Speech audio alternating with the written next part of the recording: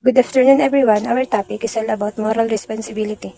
Objectives: explain the two determinants of moral responsibility. Second, discuss the principle of responsiveness adjustment. Third, identify the condition of acts with unattended result. And the last, explain the principle of double effect list the associated skill. Moral responsibility defines the extent to which a person deserves blame or punishment, praise or reward, or should pay compensation for having done something wrong or having wrongfully harmed someone. It assumes that the person performing an act is personally accountable for the act. As such, moral responsibility concerns only the moral acts, or those which man performs knowingly and freely.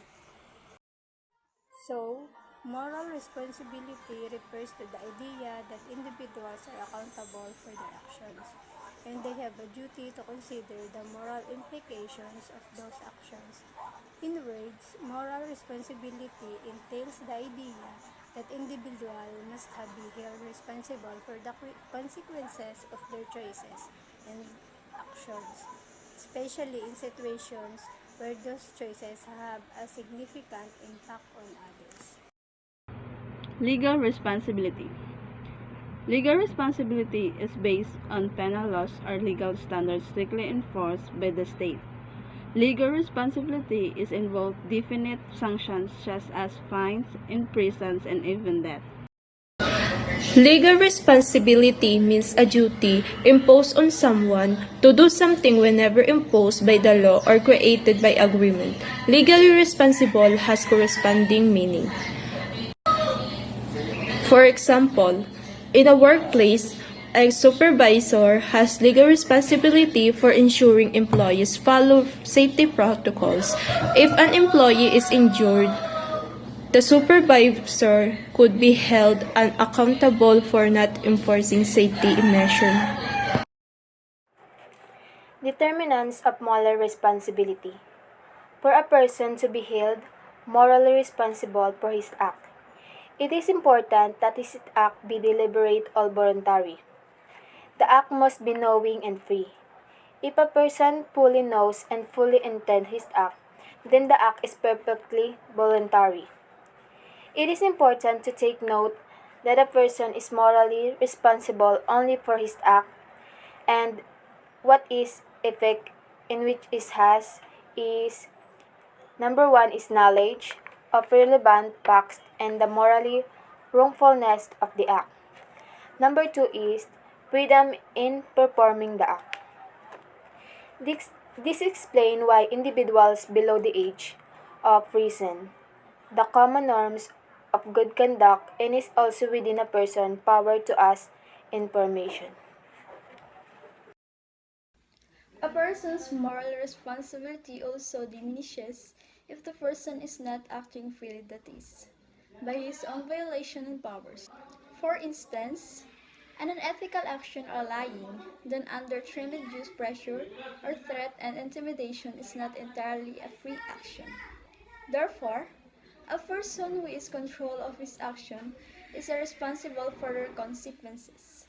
For instance, a person who deliberately saves a drowning child deserves to be rewarded because his act, together with consequences, is praiseworthy, while a person who murders a helpless child deserves a punishment because his act, together with its consequences, is unspeakable evil.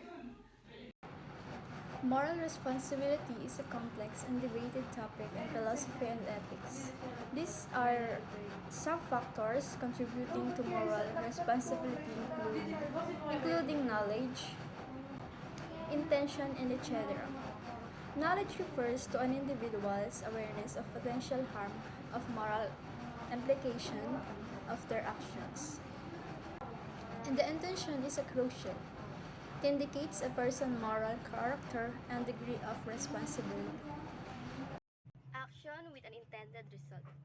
It is clear that a person is morally responsible for action which he performs deliberately and their perceived consequence, but it's also morally responsible for the result he did not directly intend. A person is morally responsible for a wrongdoing he does unintentionally if after having known its wrongful nature, he does not adjust his behavior or does not adopt corrective measure to prevent future occurrence of the same wrongdoing. The moral responsibility is not solely determined by intention behind an action, but also by the individual awareness and response to the unintended result of their action. Thus, a mother who now unintentionally poisons her children may be free from any moral responsibility, assuming her children survived the catastrophe. The mother now has a moral obligation to check and to make sure that the food she serves her children the next time are not contaminated. If she unintentionally poisons her children again, the mother is no longer free of her moral responsibility. She instead assumes full responsibility for the act and its unintended result.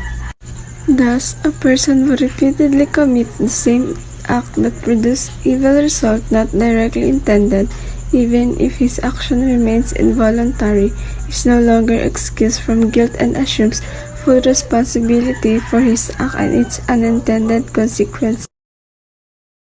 Directly related to actions with unintended results are actions with double effects.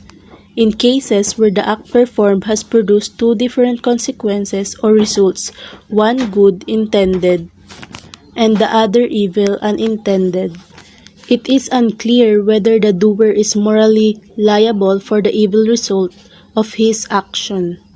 For instance, if a doctor, in the course of saving the life of a pregnant mother, incidentally aborts her unborn, is the doctor morally responsible for such evil and its unintended result, abortion?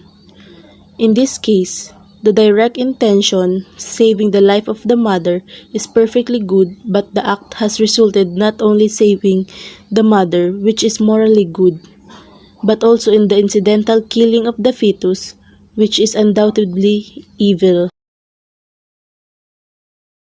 Double effects. Alfredo Panizo, 1964, cites the following principle to determine theoretic responsibility of persons whose acts produce double effects. A human act from which two effects may result, one good and one evil, is morally permissible under four conditions.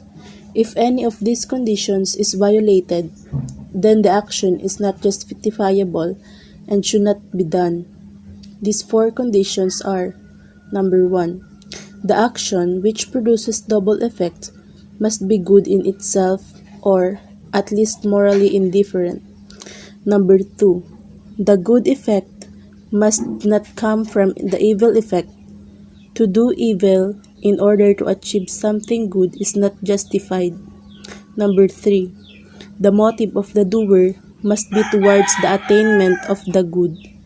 The evil is permitted only as an incidental result. And lastly, number 4, the good effect must outweigh the evil result in its importance.